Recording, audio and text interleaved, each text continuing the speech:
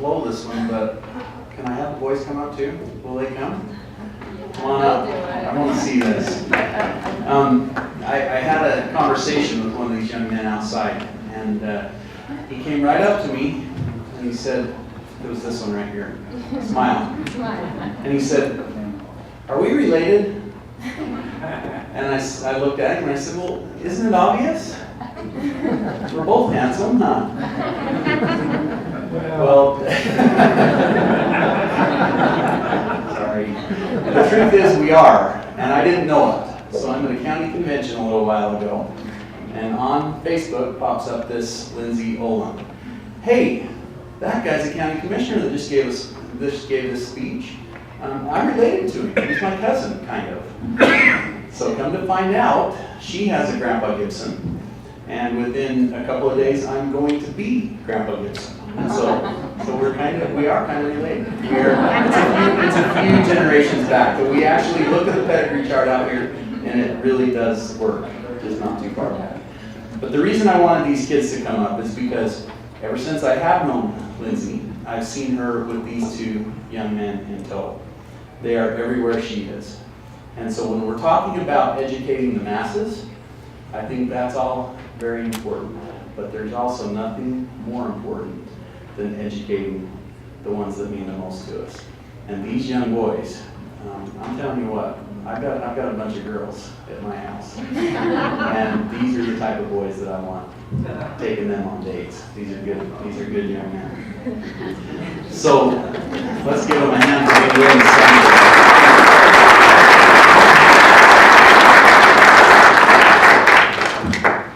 So Lindsey is one of those people, as I talked to her shortly after that convention, she was really sweet about it, and I said, she had a nice conversation. She said, Commissioner, I want you to know I've kind of watched you a little bit. I knew who you were, I didn't know who she was. She said, I think you're doing a pretty good job, but she looked me square in the eye and said, if you betray your principles, I'll be on the other side, and then you will be in trouble. And you remember telling me that? No, I don't. She did. That's one of the things I love about her. She is a wonderful, wonderful individual who is constantly fighting for those things that she believes in. So let me tell you just a quick little bit about her. She's been married for 12 years to Jared, who is here with us today. Jared, right there, raise your hand. And they have these two children, Aiden, who is 11, and Owen, is that right, Aiden? And Owen, who is 7. She graduated from Weber State with a Bachelor's of Science in Health Promotions and a minor in Nutrition Education. 4 years ago, she made the decision to quit her full-time job and homeschool and raise her boys. She's been homeschooling them now for 3 years. She teaches violin and piano lessons in her home and currently teaches a Key of Liberty class to young adults in her community. She's currently serving as the chair of the Roy City Planning Commission, which, believe me, that is a thankless job. I've seen that. That's another one like Linda mentioned, that if you times the pay by 4, it's still 0. She's currently serving as well as the secretary of the Utah Republican Women's Liberty Caucus and served as both a county and a state delegate. Lindsey stayed current on bills being put forth during the legislative session and was a frequent visitor to Capitol Hill. She's been interviewed on the Liberty Lineup show on K-Talk Radio regarding some of the bills, and she is teaching her boys about the principles of freedom and liberty and exposing them to learning as often as possible. Her boys have also been frequent visitors on Capitol Hill, and I'll tell you what, having been there myself, that's the kind of constituent that I would listen to. She also takes her boys to many other types of political events just like this, where they learn the value and the importance of serving in whatever capacity they are able to serve in. So, ladies and gentlemen, I want to introduce to you and give my thanks to someone who I think is truly making a difference in our community. I am very proud to know her, and gratefully, really proud that she's actually able to be here today. She's very humble about it. As I talked with her out there, she said, I just don't think I belong here. And I thought, receiving this award, I'm just telling you, that tells me right there she belongs even more than she knows. So Lindsey, congratulations. We're proud of you.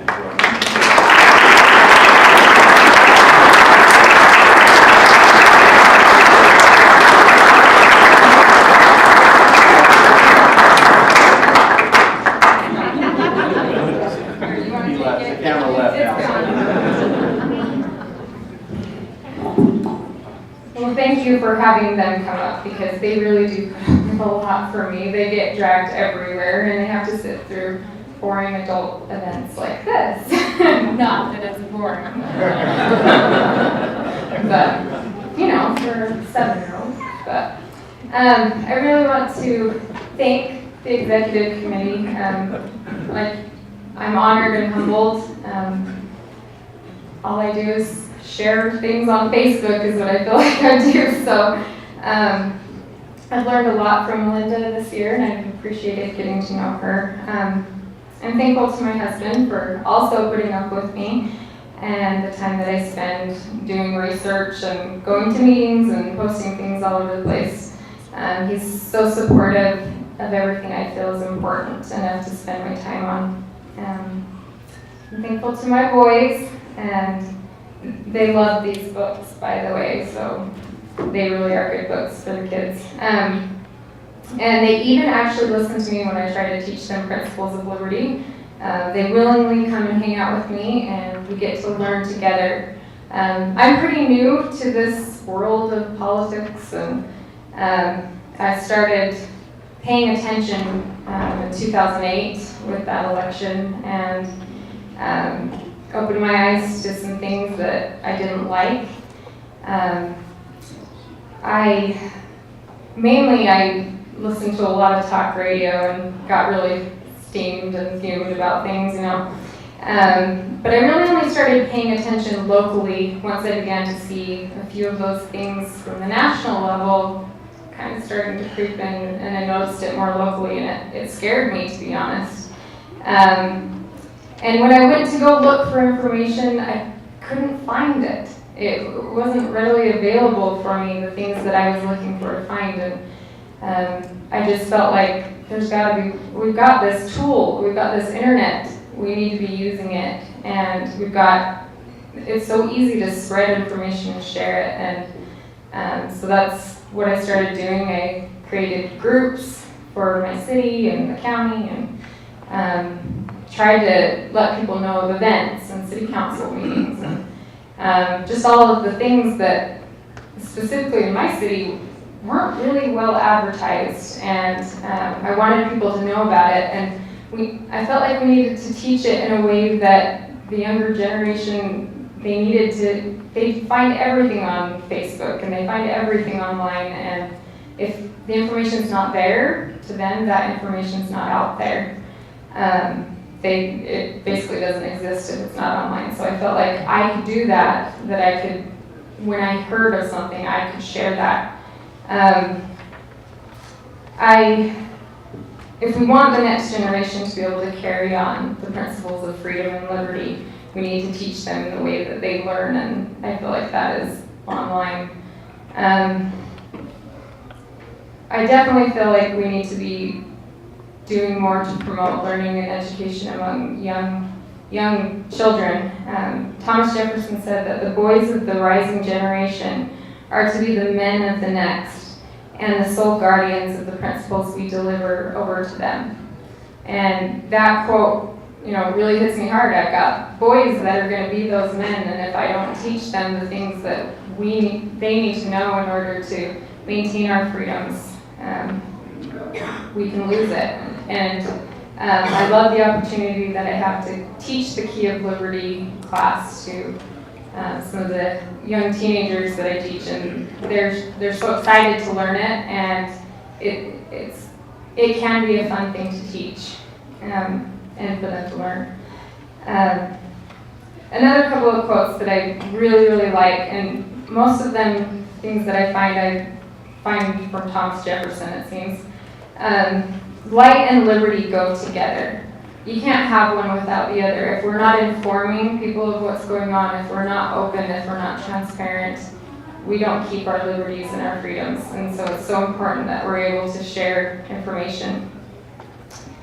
I'd just like to close that with a quote from Thomas Paine that says, "Those who expect to reap the blessings of freedom must, like men, undergo the fatigue of supporting it." And I know that probably most of you in here, I know these guys up here for sure, it's tiring. It can consume your life. It can to stay on top of things and be able to follow what's going on in your city, what's going on at the state, at the county. It can be a full-time job, and most of us in here that do it, we don't get paid for it. But it's such an important thing that we can do. We will not keep our liberties and freedoms if we don't educate the people in our communities. So I'm really humbled by receiving this award, and thank you for giving me the opportunity.